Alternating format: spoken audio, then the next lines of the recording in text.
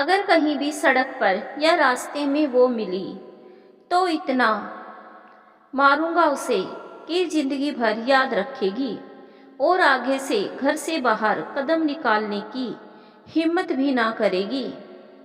दरअसल अपने कुछ शराबी दोस्तों की संगत में रौनक बिगड़ गया था और इसी कारण जब भी वो अपने घर में शराब पीकर आता, किसी न किसी बात को लेकर अपनी बहन की पिटाई कर देता था। एक दिन रौनक अपने एक दोस्त की शादी में गया था और वहीं उसे खबर मिली कि उसकी बहन निहारिका घर से भाग गई।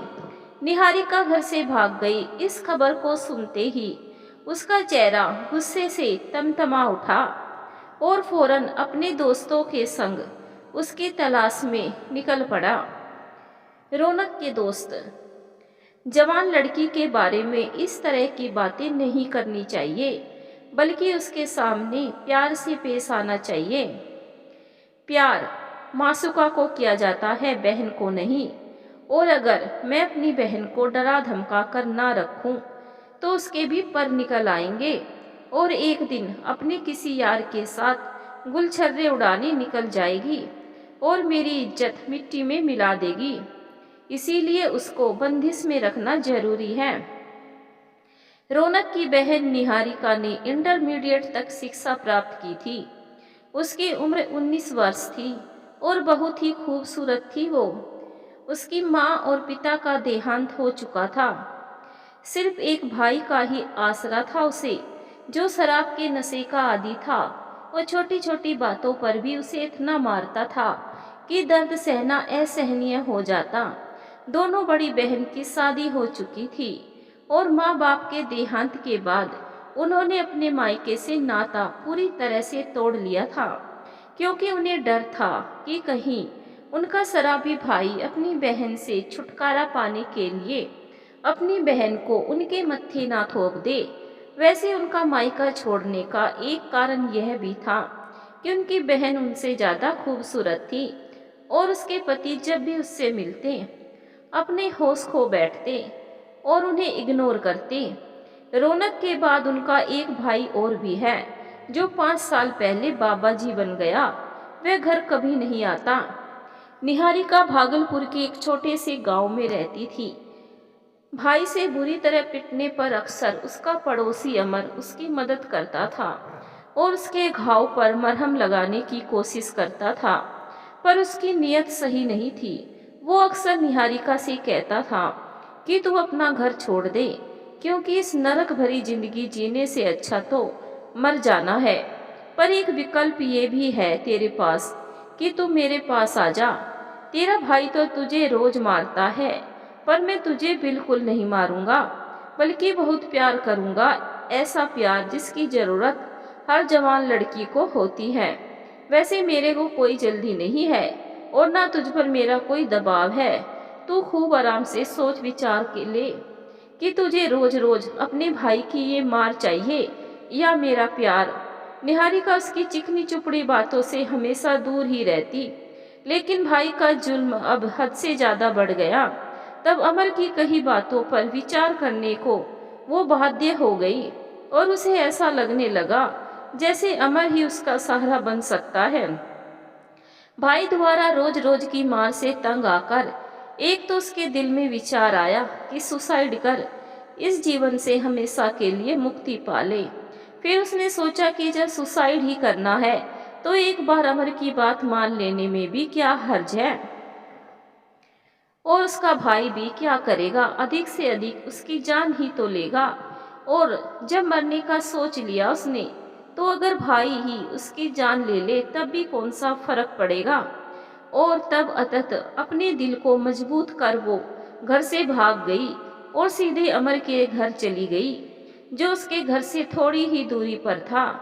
अमर शहर में नौकरी करता था, पर गांव में भी खेती बाड़ी थी, इसीलिए हर महीने वो एक बार गांव जरूर आता था। उस दिन भी वो गांव आया हुआ था और अपने घर की चौखट पर बैठा हुआ निहारिका के बारे में ही सोच रहा था कि अचानक निहारिका को अपने सामने देख आश्चर्यचकित रह गया।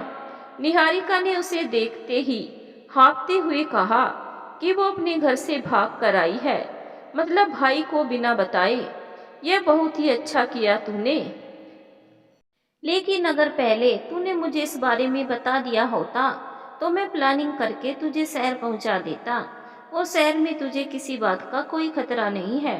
पर यह गांव का मामला है, यहाँ अगर किसी को भनक भी लग गई कि तू इस वक्त मेरे यहाँ है, तो तेरा वो क्रूर भाई और उसके दोस्त तुझे छोड़ेंगे नहीं और मुझे भी मार देंगे। और अब तक तो शायद उसे पता भी लग गया होगा घर से तेरे भाग जाने का। नहीं, अभी उसे नहीं पता लगा होगा, लेकिन एक बात पक्की है कि अब मैं अपने घर वापस नहीं जाऊंगी, चाहे कुछ भी हो जाए। तो ठीक है, तू एक काम कर, तू अभी मेरे घर में बैठ, मैं बाहर से ताला बंद करके पहले तेरे घर जाता हूँ और तेरे भाई से मिलता हूँ। जब यहाँ मेरे घर में ताला लगा होगा और मैं तेरे भाई के साथ में रहूँगा तो उसे मुझ पर शक नहीं होगा, और इस बात को तो वो सोच भी ना सकेगा कि तू मेरे यहाँ भी हो सकती है। फिर आगे जैसा उचित होगा वैसा करूँगा, लेकिन देख, मेरी गैर हाजिरी में कोई ऐसा काम ना करना कि तेरे साथ साथ मैं भी फंस जाऊं। ठीक है। तब अमर ने उसको घर में बंद कर बाहर से ताला लगा दिया और उसके भाई रौनक से मिलने उसके घर चला गया। निहारिका के घर जब वो पहुंचा तो रौनक भी उसी समय आया था। रौनक ने उसे देखते ही पूछा, तूने निहारिका को कहीं देखा है? क्यों, क्या हुआ निहारिका को? अरे यार, कमबख्त घर से भाग गई, पता नहीं कहाँ गई होगी। तो पुलिस में रिपोर्ट लिखाई या नहीं? अभी तो नहीं लिखाई है। वैसे भाग के वो जाएगी कहाँ? पैसा भी तो नहीं है उसके पास।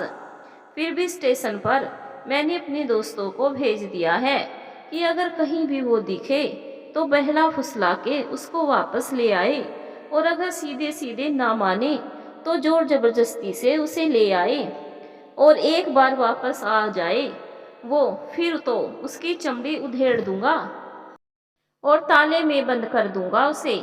जब 2-4 दिन भूखी प्यासी रहेगी तब पता लगेगा उसे कि इस तरह से घर से भागने का अंजाम क्या होता है। लेकिन सवाल ये है दोस्त कि अगर वो भागी तो आखिर भागी क्यों? आखिर कोई कारण तो होगा ना। यही तो मेरे भी समझ में नहीं आ रहा है कि अचानक ऐसा क्या हो गया कि वो घर से भाग गई। बाकी घर में नरम गरम तो चलता ही रहता है। अभी 2 दिन पहले घर के झगड़े में उसे पीट दिया था, हो सकता है इसी कारण गुस्सा होकर भाग गई हो। लेकिन उसे यह सोचना चाहिए था कि जैसा भी हूँ पर उसका भाई हूँ मैं। अगर 19 साल की जवान छोरी को दबा के ना रखूं तो किसी के साथ कुछ गलत भी कर सकती है वो, और तब ऐसी स्थिति में नाक तो मेरी ही कटेगी ना। बात तो तेरी ठीक है, पर मेरे ख्याल से अगर लड़की इतनी बिगड़ गई है तो तुम्हें तुरंत उसकी शादी कर हमेशा के लिए उससे मुक्ति पा लेना चाहिए। हाँ, ये बात तो तेरी सही है, पर उसकी शादी में जो रुपये खर्च होंगे वो कहाँ से आएंगे? मेरी छोटी सी दुकान में 1-2 हजार से ज़्यादा की बिक्री नहीं होती। घर का खर्चा भी मुश्किल से चल पाता है, तो ऐसे में किस तरह उसे संभालूं? फिर शादी में दहेज देने के लिए भी तो पैसा चाहिए। लेकिन उसे इन बातों से क्या, वो तो बस उड़ना चाहती है। तो क्या उड़ने के लिए उसे छोड़ दूं? हाँ, छोड़ दे, क्योंकि अगर उड़ भी जाती है तो क्या होगा? अगर कहीं मर खप गई तो हमेशा के लिए उससे मुक्ति मिल जाएगी तुझे। और अगर अपने किसी यार के साथ भाग गई तब भी तो तेरा ही फायदा है इसमें। ना शादी का झंझट और ना दहेज का। फिर क्यों परेशान है उसके लिए इतना? हाँ यार, ये बात तो तेरी बिल्कुल सही है। और तभी उसने अपने दोस्त विक्की को फोन किया और बोला, अरे सुन यार विक्की, अगर तुझे निहारिका कहीं दिखे तो उसे वापस लाने की ज़रूरत नहीं है, और अगर ट्रेन पर बैठकर कहीं भागती हो तो भाग जाने दे उसे। ये कहकर उसने फ़ोन काट दिया। फिर अमर से बोला, बहुत बहुत शुक्रिया दोस्त इस नेक सलाह के लिए। पर एक बात है यार कि ये जो कुछ भी मैं कर रहा हूँ बहुत गलत कर रहा हूँ। ये अलग बात है कि ऐसा करने के पीछे मेरी मजबूरी है, मेरी गरीबी है। तू बेकार इतना सोचता है। बस ऊपर वाले से प्रार्थना कर कि उसके साथ कुछ बुरा ना हो। वैसे तूने जब उसे घर से निकाला ही नहीं है तब किस बात का पछतावा। वो तो खुद ही घर से भागी है। इसीलिए तू अपने को दोष ना दे और अपनी बहन की तरफ से निश्चिंत हो जा और आराम कर। और मैं भी अब घर जाता हूँ क्योंकि मुझे आज ही मुंबई जाना है। ठीक है भाई, राम राम। राम राम, अमर ने कहा और अपने घर आ गया। घर आकर उसने निहारिका से सारी बात बताई और फिर इत्मीनान से बोला कि अब हमारी लाइन बिल्कुल क्लियर है। रात की ट्रेन से हम दोनों मुंबई चले जाएंगे। फिर वहाँ हम दोनों की एक नई जिंदगी होगी, प्यार और मोहब्बत की जिंदगी। और सुन, अगर हमारी शादी नहीं भी होती है तब भी हम दोनों लिव इन रिलेशन में साथ साथ रह सकते हैं और जिंदगी का मजा लूट सकते हैं। और अब तो कानून भी इसका विरोध नहीं करता क्योंकि तू अब बालिग है। ये कहते हुए उसने निहारिका के लबों को चूम लिया। निहारिका ने उसकी इस हरकत का बुरा ना माना क्योंकि इतना तो वो जानती ही थी कि अगर कोई उसे सहारा देता है तो उसकी कुछ ना कुछ कीमत तो वो वसूलेगा ही। और उसके पास कुछ देने के लिए जिस्म के अलावा और भी था भी क्या। इसीलिए वो चुप रही। लेकिन थोड़ी देर बाद बोली, अमर मुझे डर लग रहा है कि जब भाई को पता चलेगा कि मैं तुम्हारे साथ हूँ तब क्या होगा। तू अपने भाई की अब बिल्कुल चिंता ना कर मेरी रानी, क्योंकि तू जितनी अच्छी है तेरा शराबी भाई उतना ही कमीना है। और डियर, कमीना तो मैं भी हूँ पर तेरे भाई की तरह बेदर्द और जालिम नहीं हूँ। और मैं तुझ पर कभी अपना हाथ नहीं उठाऊंगा, ये मेरा तुझसे वादा है। और वैसे भी डियर, मुझे सिर्फ दो ही काम अच्छे से करना आता है, एक तो नौकरी करना और दूसरा प्यार करना। निहारिका बोली, पर प्यार कई तरह के होते हैं। ठीक कहा तूने कि प्यार भी कई तरह के होते हैं, पर मुझे प्यार वाला ही प्यार ही पसंद है, जबरदस्ती वाला प्यार नहीं। क्योंकि अगर जबरदस्ती वाला प्यार करना मुझे आता होता तो अब तक मैं तेरा रेप कर चुका होता। तभी अमर के मोबाइल की घंटी बजने लगी। भाई, फोन भाई रौनक का था। निहारिका डरते हुए बोली, अब क्या होगा। तुम डरो नहीं निहारिका, कुछ नहीं होगा। फिर फोन का स्पीकर ऑन कर वो बोला, हाँ रौनक भाई बोल। यार तू यहीं आ जा, एक बोतल है, निहारिका भी नहीं है, इसीलिए साथ बैठकर आज दारू पीते हैं और मस्ती करते हैं। वो तो ठीक है यार, लेकिन अगर निहारिका का कोई ठिकाना ना मिला और भूख से बिलबिलाकर अचानक वो वापस आ गई तब क्या होगा। मुझे तो नहीं लगता यार कि अब वो वापस आएगी, और अगर आ भी गई तो तू ही उसे किसी तरकीब से ठिकाने लगा देना, क्योंकि अब और उसे बैठाकर मैं नहीं खिला सकता। फिर उसके चक्कर में मैं भी मौज मस्ती नहीं कर पाता, ना किसी के घर जा सकता हूँ और ना किसी को अपने घर बुला सकता हूँ। वो नहीं होगी तो मस्त जिंदगी होगी अपनी, और वो भी बेरोक टोक। ठीक है यार, मैं अभी थोड़ी देर में आता हूँ। ये कहकर अमर ने फोन रख दिया और निहारिका से बोला, सुना ना तुमने अभी क्या कहा तेरे भाई ने। हाँ सुना, वो वास्तव में बहुत ही कमीना और जालिम है, इसीलिए तो मैं भाग आई। तो अब मेरी बात सुन, मैं जा रहा हूँ तेरे भाई के पास, वो नशे में होगा। इस समय 7 बजे है, तू अंधेरा होने पर 9 बजे के लगभग आ जाना। उस समय तक वो और भी नशे में होगा, और तब मैं उसे ऐसी पट्टी पढ़ाऊंगा कि तुझे देखते ही वो तुझ पर भड़क उठेगा और तुझे घर से निकाल देगा, या तेरे सामने ही बोलेगा कि मैं तेरे को कहीं ठिकाने लगा दूं। और तब हमारा रास्ता और भी साफ हो जाएगा। हम दोनों आराम से रात वाली ट्रेन से मुंबई चलेंगे। और तब मुझ पर तेरे को भगाने का भी कोई इल्जाम ना होगा। ठीक है, मैं रात 9 बजे आ जाऊंगी।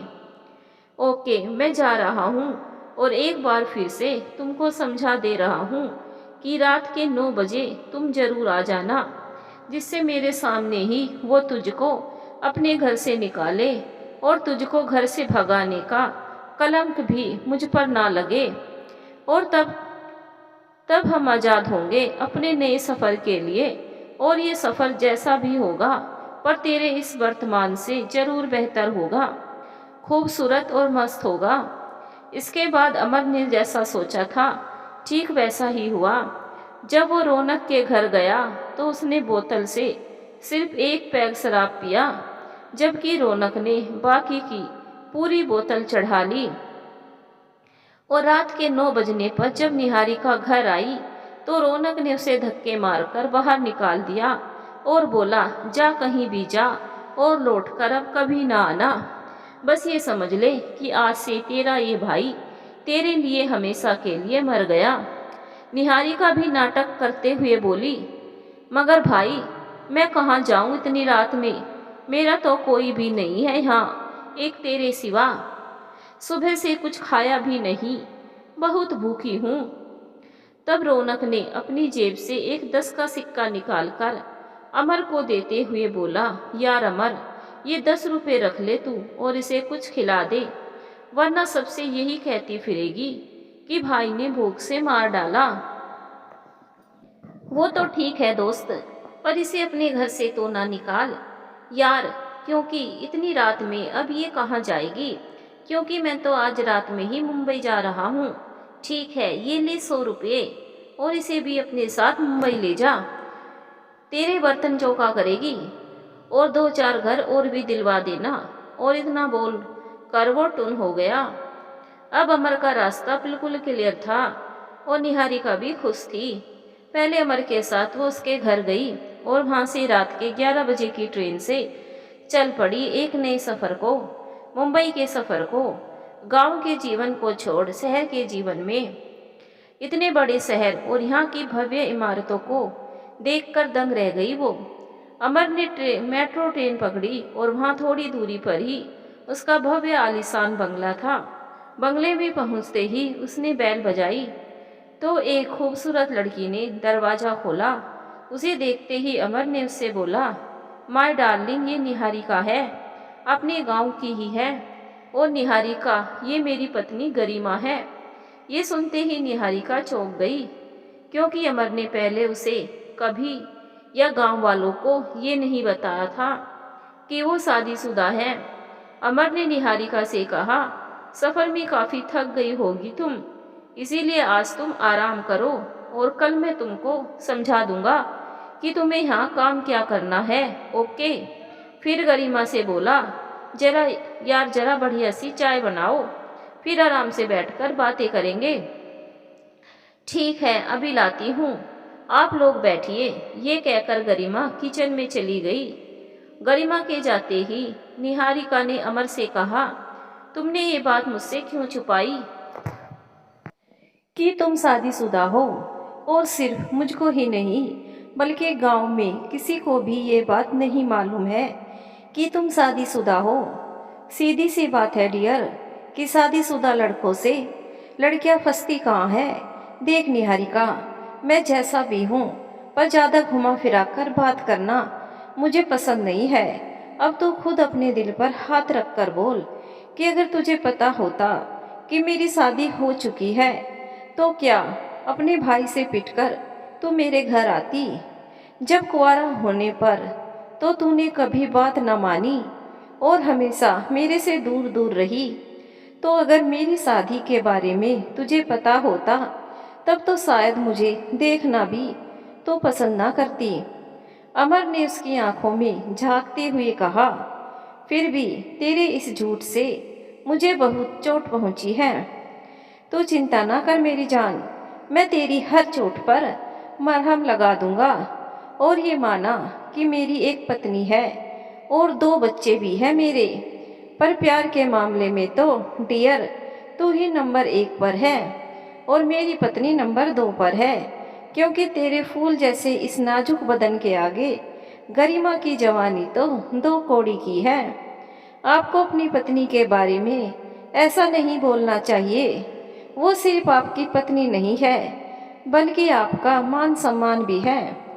जीने के लिए और खुश रहने के लिए सिर्फ मान सम्मान काफ़ी नहीं होता, और मान सम्मान तो इस शहरी समाज में मेरा भी बहुत है। पर जो खुशी तेरी बाहों में मिलती है, वो खुशी और आनंद इस झूठे और दिखावटी मान सम्मान में कहाँ। निहारिका के कंधे पर अपना हाथ रखते हुए अमर ने कहा।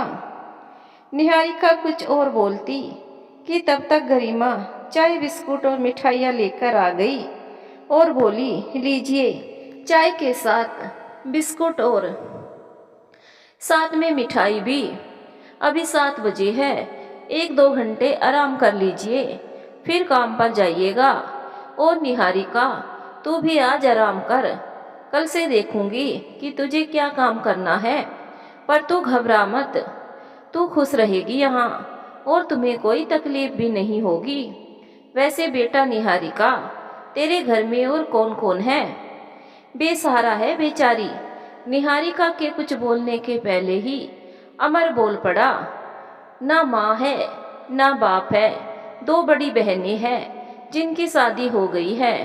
पर जब से इस बेचारी के माता पिता गुजरे, उसने घर आना ही बंद कर दिया, जिसका कारण है इसका एक बड़ा भाई जो शराबी है और छोटी छोटी बात पर भी इसे बेरहमी से मारा करता है।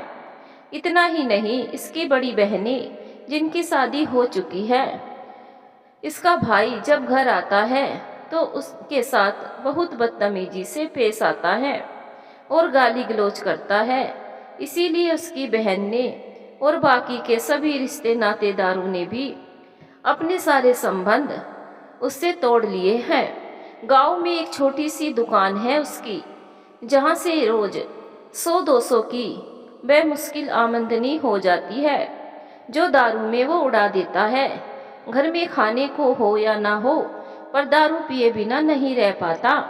बेचारी निहारिका को रोज मारता है और खाना भी भरपेट नहीं देता।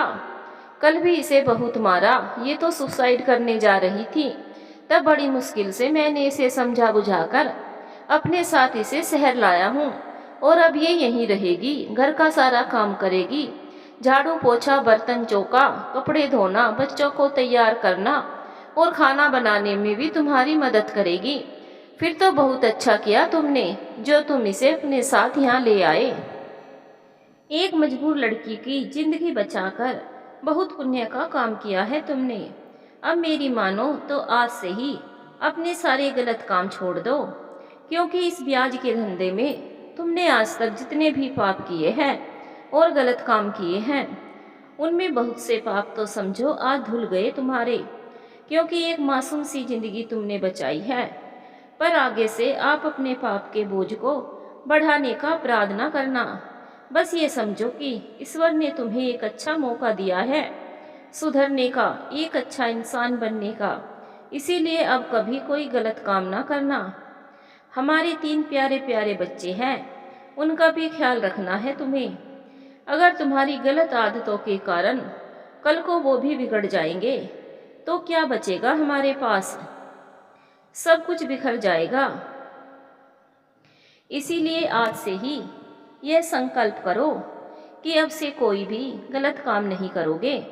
बल्कि मेरा तो ये कहना है कि इस ब्याज के धंधे से अब तक तुम बहुत पैसा कमा चुके हो, और अब इस धंधे को ही छोड़ दो और कोई सुकून का धंधा करो, जिससे बच्चों का भविष्य बने और वो अच्छी आदतें सीखे।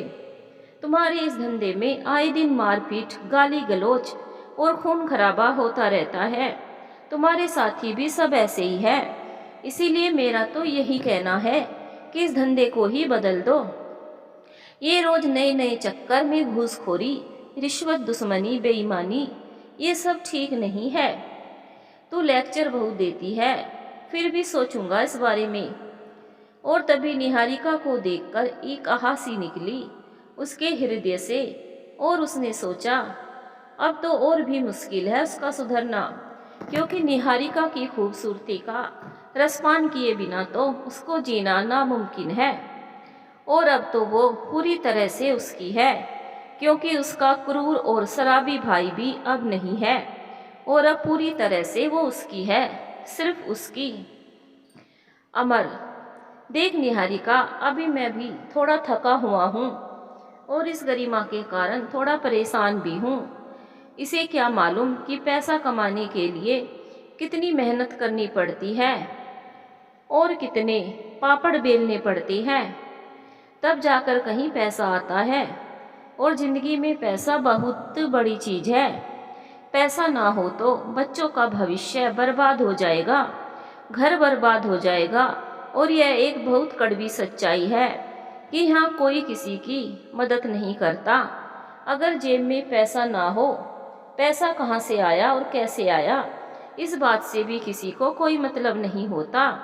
बस पैसा होना चाहिए, और पैसा देखकर ही यहाँ इंसान की इज्जत होती है। लेकिन ये बात गरिमा को कौन समझाए? उसके दिमाग में तो हर वक्त ईमानदारी का भूत चढ़ा रहता है।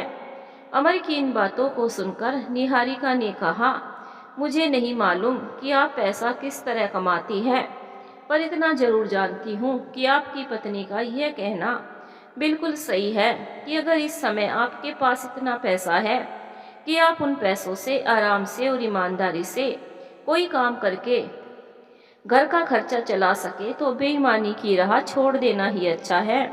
अब तक आपने जो कुछ भी किया भूल जाइए उसे, क्योंकि हमें बीती बातों को भुलाकर सिर्फ आगे के बारे में सोचना चाहिए कि हम जो करें अच्छा करें, और कुछ ऐसा करें जिससे हमें मान सम्मान और प्यार जो भी मिले दिल से मिले। तभी एक परिवार खुशहाल होता है। आपने मेरे से भी बहुत झूठ बोला, पर आपको यह नहीं मालूम कि सच्चाई जानकर जितना दुख हुआ है मुझे। लेकिन अगर आज हमारा अच्छा है तो मैं भी अपने बीते हुए कल को भूल जाना चाहूँगी कि मैंने क्या किया, मेरे भाई ने मेरे साथ क्या किया, और आपने मेरे साथ क्या किया। हमें भविष्य को देखना चाहिए, वर्तमान को देखना चाहिए, और भूत को भूल जाना चाहिए। हद हो गई यार, एक गरिमा है जो हर समय लेक्चर झाड़ती है, और अब तू भी उसकी हाँ में हाँ मिलाने लगी। देख, मुझको इतना अच्छा आदमी भी नहीं बनना है कि मैं अपना जमा जमाया धंधा चौपट कर दूं, अपनी मौज मस्ती छोड़ दूं। तू भी एक शराब की ही बोतल ही है। अगर तू अपने हुस्न का जाम मुझे पिलाती रहे तो उस कमबख्त जहरीली शराब की बोतल को हाथ भी न लगाऊंगा। यह मेरा वादा है तुझसे। ये कहते हुए अमर ने उसे अपनी बाहों में समेट लिया और उसके लबों को चूमने लगा। आप झूठे हैं और सुधरने वाले भी नहीं हैं। आपके 3 बच्चे हैं, बबलू, गुड्डू और बबली। क्या सिर्फ मुझे पटाने के लिए और मेरे साथ मस्ती करने के लिए ही आपने मुझसे इतना बड़ा झूठ बोला था? आपने कभी नहीं बताया मुझे कि आपकी शादी हो चुकी है, और ये भी कि नहीं बताया कि आपके बच्चे भी हैं। तभी गरिमा के आने की आहट सुनकर अमर ने उसे अपने से अलग करते हुए कहा, देख अभी इस वक्त तू आराम कर, बाकी बातें हम शाम को करेंगे। अरे अभी तक आप यहीं पर है, जाइए और थोड़ी देर आराम कर लीजिए जिससे सफ़र की थकान मिट जाए। ओके डार्लिंग, जाता हूँ। और जाते जाते गरिमा के लबों को अमर ने चूम लिया, पर निगाहें निहारिका की तरफ ही थी।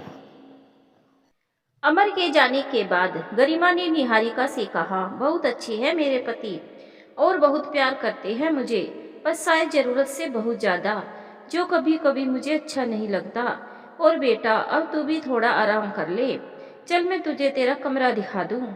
निहारिका ने जब अपना कमरा देखा तो उसकी आंखें फटी की फटी रह गई, क्योंकि कमरा बहुत ही खूबसूरत था।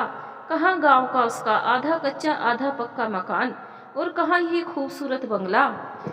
तब अब तक जो भी कुछ उसने यहाँ देखा सब उसकी कल्पना से परे था। अब तो आराम कर, मैं किचन में जाती हूँ, अभी काफ़ी काम है। आज बच्चों का स्कूल में हाफ डे है, इसीलिए आज वो जल्दी आ जाएंगे। दीदी, क्या मैं आपकी कुछ मदद करूँ? नहीं, मैंने पहले भी तुझसे कहा है कि आज तो बस आराम कर तू। और ये कहकर वो किचन में चली गई। गरिमा के जाने के बाद निहारिका अपनी जिंदगी के बारे में और अमर के बारे में सोचने लगी। ये तो पहले से ही वो जानती थी कि अमर अच्छा आदमी नहीं है, क्योंकि गांव में वो जब भी उसे देखता उसकी निगाहों में वासना होती। वो सिर्फ उसकी जवानी का रसपान करना चाहता था। यही उसका मकसद था और यही उसका उद्देश्य था। पर वो भी तो मजबूर थी। कब तक अपने सगे भाई की मार सहती? और क्या पता अगर शराब के नशे में उसका भाई भी कभी उसके साथ कुछ गलत कर देता तब क्या होता? क्योंकि शराब का नशा अक्सर रिश्तों का भी लिहाज नहीं करता। इसीलिए अपनी किस्मत का लिखा भुगतने तो होगा ही उसे। कहते हैं कि जिसका कोई सहारा ना हो उसका भगवान होता है, पर भगवान तो मंदिरों में होता है, क्योंकि उसे तो मंदिर के बाहर भगवान कभी नजर नहीं आए। और अगर भगवान उसके साथ होता तो क्या उसकी रक्षा ना करता, उसे कोई रास्ता ना बताता, उसके भाई के दिल में अपनी बहन के प्रति प्रेम की भावना ना जगाता? लेकिन नहीं, उसके जीवन में तो तकलीफ ही तकलीफ रही। कभी 2 पल की खुशी उसे नहीं मिली। और अब आगे क्या होना है उसके साथ, कुछ समझ में ना आ रहा था उसे।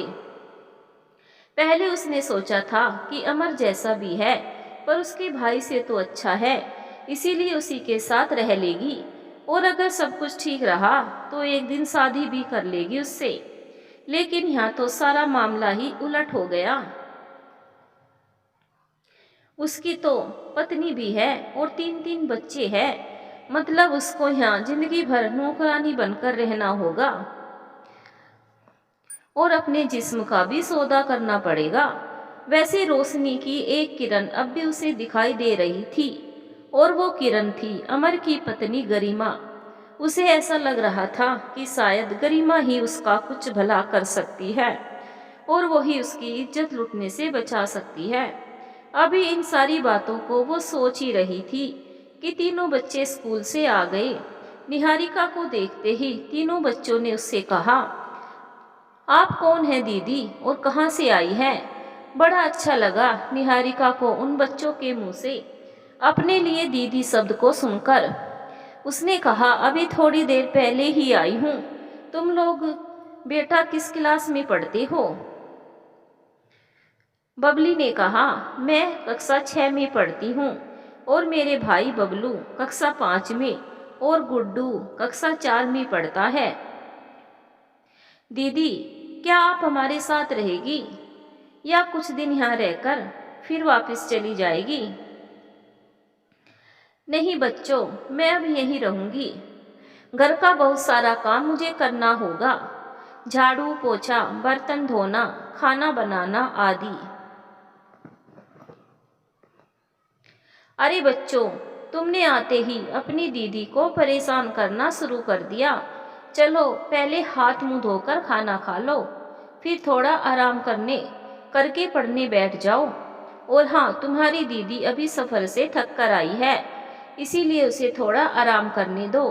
गरिमा ने बच्चों को देखते ही कहा, ओके दीदी, आप आराम करिए, अब हम बाद में आएंगे। यह कहते हुए बच्चे कमरे में चले गए। तब गरिमा ने निहारिका से कहा, बहुत शरारती है मेरे बच्चे, पर बहुत अच्छे और प्यारे हैं। अगर तुम्हें ज़्यादा परेशान करें तो मुझे कहना। अरे नहीं, आपके दोनों बच्चे वास्तव में बहुत प्यारे हैं, मेरा तो इनके साथ खूब मन लगेगा, निहारिका ने कहा। ये तो बहुत अच्छी बात है। अगर इन बच्चों को तुम संभाल लो तो बहुत बड़ा एहसान होगा तुम्हारा हम पर। ये कैसी बातें कर रही है आप? बच्चे किसे प्यारे नहीं होते? और आपके बच्चे तो बहुत ही क्यूट हैं। उन्होंने मुझे देखते ही मुझसे रिश्ता जोड़ लिया और मुझे दीदी कहा। तो ये मेरे छोटे भाई बहन हुए ना, अब इनकी देखभाल करना तो मेरा फर्ज है। तुम भी बहुत प्यारी हो बेटी। अब तुम कभी यहाँ से जाना चाहोगी तब भी मैं तुम्हें कहीं न जाने दूंगी, क्योंकि अब तुम मेरी बेटी हो, सबसे बड़ी बेटी और सबसे प्यारी बेटी। गरिमा ने ये कहते हुए उसे अपने गले से लगा लिया। आज निहारिका बहुत अच्छा फील कर रही थी। रोज रात उसे भाई की मार खाना पड़ता था, पर इस नए शहर में, नए घर में आज बहुत सुकून मिला उसे। जिंदगी में पहली बार बिना मार खाए नरम नरम बिस्तर पर वह सो रही थी। उसे ऐसा लग रहा था जैसे वो ख्वाबों की दुनिया में हो। यूं तो अमर की हरकतें उसके प्रति ठीक न थी, पर अभी तक उसने उसके साथ कोई जबरदस्ती नहीं की थी और इस बात से उसको बहुत राहत थी। अमर चाहे जैसा भी था, पर उसे देखकर ना जाने क्यों उसे गुस्सा नहीं आता था। उसने झूठ बोला उससे, फरेब किया उससे, फिर भी कहीं ना कहीं उसके दिल में उसके प्रति एक अपनापन की भावना थी। शायद इसीलिए, क्योंकि उसके जीवन की सबसे मुश्किल घड़ी में सहारा तो उसी ने दिया था, वरना ना मालूम आज उसका क्या होता। हो सकता है आज इस दुनिया में वो होती ही ना, और फिर गरिमा और उसके प्यारे प्यारे छोटे बच्चे उसके जीवन में खुशियां लाने के लिए काफी थे। बहुत देर तक वह इन्हीं विचारों में खोई रही और फिर कब उसे नींद आ गई उसे पता ही न चला। जब उसकी नींद खुली तो अचानक उसे अपने जिस्म पर दो हाथों का स्पर्श महसूस हुआ। वो घबरा गई और तुरंत बिस्तर से उठ बैठी, पर उसके यूं अचानक उठकर बैठते ही उसका टॉप उसके जिस्म से अलग हो गया। उसने देखा उसके बेड पर अमर था। वो कुछ कहने को थी कि तभी अमर ने तुरंत अपने होठों पर दो उंगलियां रखकर उसे चुप रहने का इशारा किया और उसे अपनी बाहों में लेते हुए बोला, एक शब्द भी ना बोलना, वरना गरिमा और बच्चे जाग जाएंगे। अभी सब गहरी नींद में है और यहाँ मेरे और तुम्हारे सिवा और कोई नहीं है। बहुत मुश्किल से ये खूबसूरत पल हमें मिले हैं जो तुम मेरे साथ हो, और तुम्हारा ये खूबसूरत हुस्न मेरी बाहों में है। आज कुछ ना बोलो और थोड़ी देर तक अपने हुस्न का जाम मुझे पीने दो। निहारिका परेशान हो गई। उसके कुछ समझ में ही नहीं आया कि वो क्या करे। इस समय ना वो चिल्ला सकती थी और ना किसी तरह का विरोध कर सकती थी, क्योंकि इससे स्थिति और भी बिगड़ सकती थी। अमर गरिमा की नज़रों में गिर जाता, अपने बच्चों की नज़रों में गिर जाता और उसे भी क्या हासिल होता। फिर अमर जैसा भी था, पर गरिमा का पति था, इसीलिए अगर वो विरोध करती है और गरिमा को इस अनैतिक संबंध के बारे में पता लग जाता, तो क्या गरिमा उसका सपोर्ट करेगी? क्या गरिमा उसे इस घर में रहने देगी, या अमर गरिमा को छोड़कर उससे शादी कर लेगा? और अगर अमर उसके प्यार में पागल होकर ऐसा कोई कदम उठा भी ले तो कितना गलत होगा यह। एक अच्छा भला हंसता खेलता परिवार बर्बाद हो जाएगा। फिर एक कटु सत्य यह भी है कि एक हिंदुस्तानी स्त्री गलत होने पर भी साथ अपने पति का ही देती है। मतलब ये कि अमर के इस सच का अगर पर्दाफाश हो जाता है तो इसमें उसका ही अहित है, क्योंकि तब एक निश्चिंत रूप में उसको ही घर से निकलना पड़ेगा, चाहे मजबूरी में ही सही, पर गरिमा पति का ही साथ देगी, क्योंकि अगर उसने ऐसा नहीं किया तो उसकी पूरी गृहस्थी उजड़ जाएगी। और यह भी सच है कि अगर किसी लड़की के पास कोई सहारा होता है, कोई अपना होता है, तब उसके अंदर विरोध की ताकत भी होती है। लेकिन एक अकेली लड़की जिसका कोई अपना ना हो, कोई दोस्त ना हो, कोई सहारा ना हो, उसके आगे ऐसी विषम परिस्थितियों में समझौता करने के सिवाय और कोई विकल्प नहीं होता। हाँ, सुसाइड जरूर वो कर सकती है, पर किसी समस्या का यह हल तो नहीं है ना। इस बेरहम समाज से प्रताड़ित होकर रोजाना ना जाने कितनी लड़कियां आत्महत्या कर लेती है, पर क्या होता है? क्या कोई फर्क पड़ता है इससे? क्या समाज में कुछ बदलाव आता है इससे? फिर आत्महत्या करना भी तो एक अपराध ही है। इसीलिए ऐसे मौकों पर इंसान को अपनी जान देने के बजाय परिस्थितियों से लड़ना चाहिए। समस्या कितनी भी गंभीर क्यों ना हो, परिस्थितियां कितनी भी विपरीत क्यों ना हो, पर जिंदगी से हारकर मौत को गले लगाना समस्या को और भी गंभीर बना देता है और अपराध को भी बढ़ावा देता है। निहारिका ने सोचा, अमर पर इस समय वासना का भूत सवार है और इस समय वो उसकी कोई भी बात नहीं सुनेगा, क्योंकि जब भी किसी इंसान पर वासना का भूत सवार होता है उस समय उसकी बुद्धि कुंठित हो जाती है और वो अपनी वासना की आग को बुझाने के लिए कुछ भी कर सकता है, यहाँ तक कि अपनी इच्छा पूरी ना होने पर किसी का खून भी कर सकता है। काफी देर तक सोचते विचारने के बाद निहारिका ने अमर का विरोध करने के बजाय उसको अपनी बाहों में ले लिया और बोली, आज मेरे बदन में बहुत दर्द है प्लीज, और मैं बहुत थकी भी हूँ। कितने दिन बाद आज सुख सुख चैन की नींद सो रही हूँ, पर तुमने मुझे उठा दिया। प्लीज आज नहीं, फिर कभी। निहारिका की इस प्यार भरी स्वीकारोक्ति का अमर पर सकारात्मक प्रभाव पड़ा और उसने उसके होठों को चूमते हुए, ओके माय डार्लिंग, तुमने इतना कह दिया, यही बहुत है मेरे लिए। और फिर उसने निहारिका के साथ कोई जबरदस्ती नहीं की। हाँ, थोड़ी देर तक उसे किस जरूर करता रहा, लेकिन उसके बाद वो चुपचाप अपने कमरे में चला गया। अमर के जाने के बाद निहारिका ने सोचा, ये सच है कि इंसान में मानवीयता भी जिंदा है। अगर ऐसा ना होता तो आज अमर किसी भी कीमत पर उसे छोड़ता ना और अपने इस नाजायज प्यार को मुकम्मल अंजाम देने से कभी ना चूकता। भले ही बाद में कितना भी बड़ा तूफान क्यों ना आता, लेकिन मुझे अब अमर की इसी मानवीयता को जिंदा करना होगा और मेरे इस काम में गरिमा और उसके बच्चे ही मेरे सहायक होंगे। बहुत देर तक अपने जीवन में आए इस नए तूफान से सही सलामत बच निकलने के बारे में वो सोचती रही और फाइनली ये निश्चय किया कि अब उसे ऐसा कोई ताना बाना बुनना पड़ेगा जिससे अमर को खुद इस बात का एहसास हो कि उसकी हरकत सही नहीं है, क्योंकि उसकी इस गलत हरकत के कारण उसके परिवार की खुशियों में ग्रहण लग जाएगा और यह भी हो सकता है कि कल की तारीख में उसकी पूरी जवानी हमेशा हमेशा के लिए सलाखों के पीछे दफन हो जाए। अपने इन्हीं विचारों में उलझी निहारिका को अपने जिस्म का होश ही न रहा और अचानक जब उसने अपने अध खुले बदन को देखा तो तुरंत चद्दर तान कर सो गई। निहारिका की जब नींद खुली उस समय सुबह के 5 बजे थे। वो जल्दी से फ्रेश हुई और किचन में जाकर उसने चाय बनाई और चाय की ट्रे लेकर गरिमा के कमरे में आ गई। गरिमा ने सामने निहारिका के हाथों में चाय की ट्रे देखकर उसे अंदर बुलाया और बोली, अरे निहारिका, इतनी सुबह सुबह तुमने उठकर चाय बनाई, मुझे जगाया क्यों नहीं? क्यों, क्या मेरा इतना भी अधिकार नहीं कि मैं सुबह सुबह उठकर आपको अपने हाथों से बनी चाय पिला सकूं? अरे नहीं, ये तो बहुत अच्छा किया तुमने, लेकिन अभी कल ही तो तू आई है, 1-2 दिन आराम कर लेती। और फिर इतनी भी जल्दी क्या थी चाय बनाने की?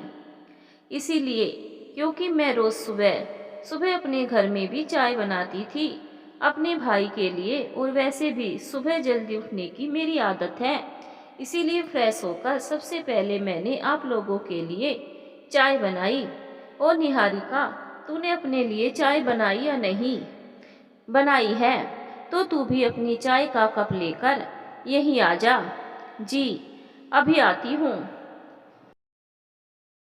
निहारिका के जाते ही गरिमा ने अमर को उठाते हुए कहा, अरे सुनते हो जी, देखो निहारिका हमारे लिए इतनी सुबह चाय ले आई और तुम अभी तक सो रहे हो। चलो जल्दी उठो और चाय पियो। चाय कहाँ है? चाय लाओ दो। ये लो। गरिमा ने अमर के हाथ में चाय का कप पकड़ाते हुए कहा, वाह क्या चाय बनाई है, इतनी बढ़िया चाय तुमने तो आज तक कभी नहीं पिलाई।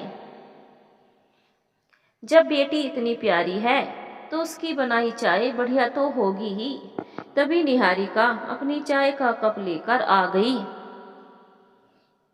आओ निहारिका बेटा, मेरे पास बैठो, बहुत अच्छी चाय बनाई है तुमने, इन्हें भी बहुत पसंद आई। Thanks uncle, thanks aunty. Aunty नहीं, मुझे माँ कहो, क्योंकि तू मेरी बेटी जैसी है, सबसे बड़ी बेटी और सबसे प्यारी बेटी, और आप भी तो मेरी सबसे प्यारी माँ है। यह कहते हुए निहारिका ने गरिमा के पैर पकड़ लिए।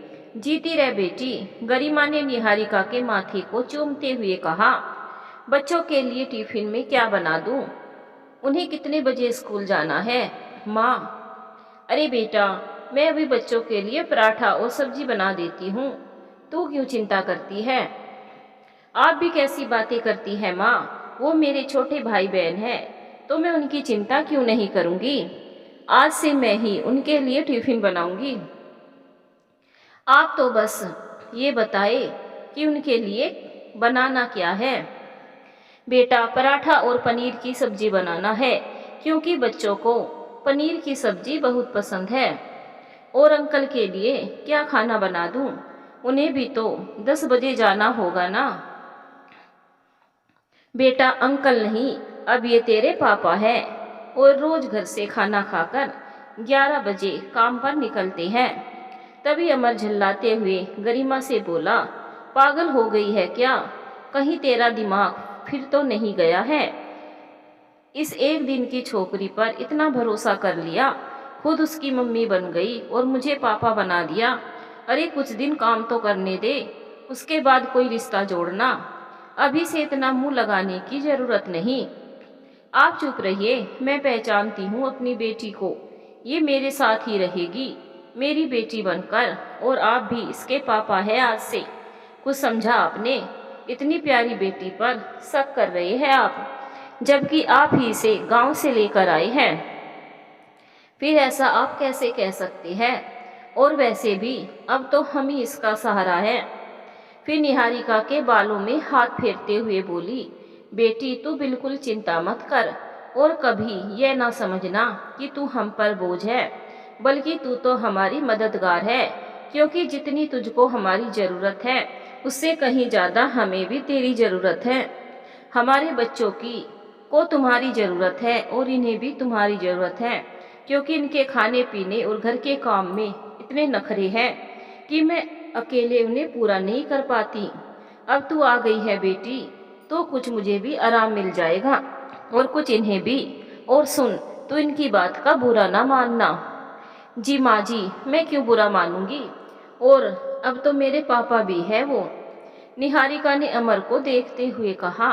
अमर ने तब अपनी आंखें तरेरते हुए अपना मुंह दूसरी ओर घुमा लिया। इतने में बच्चे भी उठ गए और निहारिका को देखते ही उससे लिपट गए और बोले, गुड मॉर्निंग दीदी। गुड मॉर्निंग मेरे प्यारे भाई बहन। पर तुमने मम्मी पापा को गुड मॉर्निंग क्यों नहीं बोला? सॉरी दीदी, ये कहकर दोनों ने तब अपने मम्मी पापा को भी गुड मॉर्निंग बोला। गुड मॉर्निंग बच्चों, उठो और फटाफट स्कूल के लिए तैयार हो जाओ, वरना फिर बस छूट जाएगी। और आज पापा इतने थके हैं कि तुम्हें गाड़ी से छोड़ने भी नहीं जा पाएंगे, तो हम दीदी के साथ चले जाएंगे, बच्चों ने एक स्वर में कहा। तुम्हारी दीदी भी आज बहुत थकी है और दीदी को ज़्यादा परेशान ना किया करो। बच्चों को समय से तैयार होकर स्कूल बस से ही स्कूल जाना चाहिए। ओके मम्मी, ये कहकर तीनों बच्चे स्कूल की तैयारी में लग गए। माँ, मैं भी जाती हूँ पनीर की सब्जी और पराठा बनाने, वरना बच्चों का टिफिन समय से तैयार नहीं हो पाएगा। ठीक है बेटी, तू चल, मैं भी अभी आती हूँ। नहीं मम्मी, आज आप आराम कीजिए, खाना मैं बनाती हूँ, आप बताइएगा कि कैसा बना। ठीक है बेटी, मगर इतना सारा काम तू अकेले कैसे करेगी? आप चिंता ना करें माँ, मैं सब कर लूँगी। और किचन में चली गई। कितनी प्यारी है बेटी, बिना कुछ कहे खुद ही काम में जुट गई। चाय बनाई और अब बच्चों के लिए टिफिन भी तैयार कर रही है और बोलती है कि खाना भी बनाएगी। घर का इतना काम और वो भी खुशी खुशी करना, सच में हीरा है मेरी बेटी। लाखों में एक इतनी अच्छी और प्यारी बेटी पर कोई जुल्म कैसे ढा सकता है? क्या ऐसा भी कोई भाई हो सकता है जो अपनी इतनी प्यारी बहन पर हाथ उठाए? गरिमा ने अमर से कहा। होता है, बहुत घरों में ऐसा ही होता है। इस दुनिया में होता है। इस दुनिया में इतना अन्याय है जिसकी शायद तुम कल्पना भी ना कर सको। पर क्या कर सकते हैं हम? इसी को इंसान की किस्मत कहती है। जबकि कुछ लोग इसे पूर्व जन्म में किए गए पापों का प्रतिफल बताते हैं। सही कहा आपने, और इसीलिए भगवान भी समय समय पर हमारी परीक्षा लेते रहते हैं। अब देखिए ना, आपने निहारिका को यहाँ लाकर कितना अच्छा काम किया। उसके भाई के जुल्मों से उसे बचाया, वरना इतनी प्यारी बेटी शायद आज इस दुनिया में ही ना होती।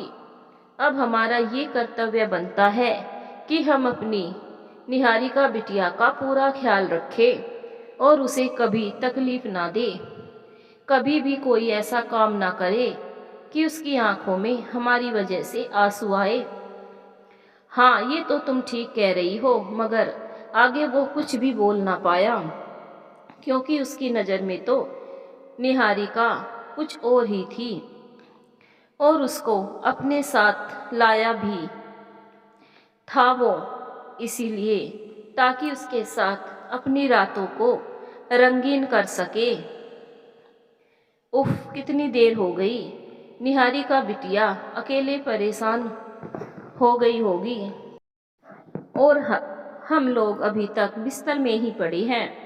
चलिए उठिए और आप भी नहा धो लीजिए, और मैं देखती हूँ कि निहारिका बिटिया क्या कर रही है। अभी तो उसे ये भी ठीक तरह से नहीं पता होगा कि कौन सा सामान कहाँ रखा है।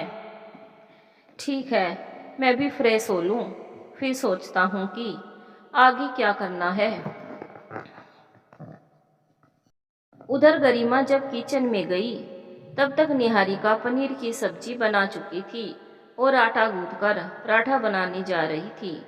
बेटा, मैं पराठा बेल देती हूँ, तू तवे पर सेक दे, मैं दोनों काम कर लूँगी माँ। अरे बेटा, मुझे मालूम है कि तू सब कर लेगी, पर इस उम्र में अगर तू मुझे कुछ भी काम नहीं करने देगी तो मैं बीमार पड़ जाऊँगी, क्योंकि इस उम्र में थोड़ा बहुत हाथ पैर का चलना बहुत ज़रूरी होता है। अब बोल, क्या तू चाहती है कि मैं बिस्तर पकड़ लूँ? ना माँ जी ना, आपको तो मेरी भी उम्र लग जाए। खबरदार, जो ऐसा कहा, तेरी उम्र बहुत है मेरी बेटी, इसीलिए आगे से कभी ऐसी बातें ना करना, गरिमा ने पराठा बेलते हुए कहा। तब तक बच्चे नहा धोकर तैयार होकर आ गए। दूध दो माँ, बच्चों ने कहा। हाँ बेटा, देती हूँ। गरिमा ने गैस के दूसरे बर्नर पर दूध उबालकर बच्चों को दे दिया और उनका टिफिन भी तैयार कर दिया। तभी उनके स्कूल की बस आ गई और बच्चे टाटा बाय कर कहते हुए चले गए। माँ, पराठे तो बन गए सारे, आप चावल दाल दे दो तो मैं बीन कर चढ़ा दूँ। तभी अमर ने गरिमा को आवाज़ दी और बोला, जरा तौलिया देना। बेटा, मैं देखती हूँ, तब तक तू वो हरे वाला तौलिया जो खूंटी पर टंगा है जाकर इन्हें दे दे। जी माँ जी, ये कहकर निहारिका तौलिया लेकर अमर को देने चली गई, पर अमर ने निहारिका को देखते ही उसे बाथरूम में अंदर खींच लिया और उसे अपने बदन से चिपका लिया। क्या कर रहे हो पापा? अभी माँ ने क्या कहा आपसे? मैं आपकी बेटी हूँ, अगर माँ ने देख लिया तो? खबरदार, जो मुझे पापा कहा कान खोलकर सुन ले कि ये पापा शब्द सिर्फ तो गरिमा के आगे बोलेगी, बाकी तो तू मेरी रानी है, मेरी परी है, मेरे दिल की परी, कुछ समझी? हाँ, मैं आपकी रानी हूँ और आपके दिल की परी भी हूँ, और इसीलिए आपकी इज्जत अब मेरी इज्जत भी है, और मैं अपने होते हुए आपकी इज्जत पर कोई दाग नहीं लगने दूंगी। लेकिन मैं तुझे प्यार करता हूँ और तेरे बिना नहीं रह सकता, और मैं भी आपको बहुत प्यार करती हूँ और आपके बिना जी नहीं सकती। लेकिन हमें अपना दायरा समझना होगा, क्योंकि गरिमा माँ ने हमारे और आपके बीच के रिश्ते को जो नया नाम दिया है उस रिश्ते को भी निभाना होगा। आपके प्यारे प्यारे बच्चे आज से मेरे भी भाई बहन हैं, उनके भविष्य को भी बनाना होगा। कहीं ऐसा ना हो कि हमारी इस नाजायज़ मोहब्बत के कारण आपका घर बर्बाद हो जाए और बच्चे बिगड़ जाए। अमर बच्चों से ही घर संसार और खुशहाल परिवार होता है। बच्चों से ही घर की खुशियाँ होती हैं। ये जवानी की मस्ती 2 पल की खुशी होती है, लेकिन एक परिवार का प्यार हमेशा कायम रहता है और ज़िंदगी के आखिरी क्षणों तक हमें एक बहुत ही खूबसूरत रूहानी खुशी देता है। और यही खुशी हर इंसान का लक्ष्य होती है। मेरी मजबूरियों ने मुझे बहुत कुछ सिखा दिया है, लेकिन मैं ये कभी नहीं भूल सकती हूँ कि आप ही मेरा सहारा है। आप मुझे यहाँ तक लाए, मुझे आसरा दिया, मुझे माँ से मिलाया, मुझे 3 प्यारे प्यारे भाई बहन दिए। अमर, आप मेरे पिता से भी बढ़कर हो, मेरे भगवान हो। मुझे इतना ऊंचा ना उठा, क्योंकि मुझे भगवान नहीं बनना है। मुझे तो बस तू एक ऐसा इंसान ही बना रहने दे जिससे कुछ गलतियां भी होती हैं। यह कहते हुए अमर ने निहारिका के लबों को चूमते हुए अपना हाथ उसके सीने पर रख दिया। तभी गरिमा ने निहारिका को आवाज़ दी और तब मजबूरन अमर को निहारिका को छोड़ना पड़ा और निहारिका आई माँ कहते हुए अमर के बाहुपास से मुक्त हो गई। आगे क्या क्या होने वाला है निहारिका के जीवन में? क्या निहारिका अमर से अपने आप को बचा पाएगी? आगे कहानी में निहारिका की किस्मत कहाँ लेकर जाएगी, जानेंगे अगले भाग में। धन्यवाद दोस्तों।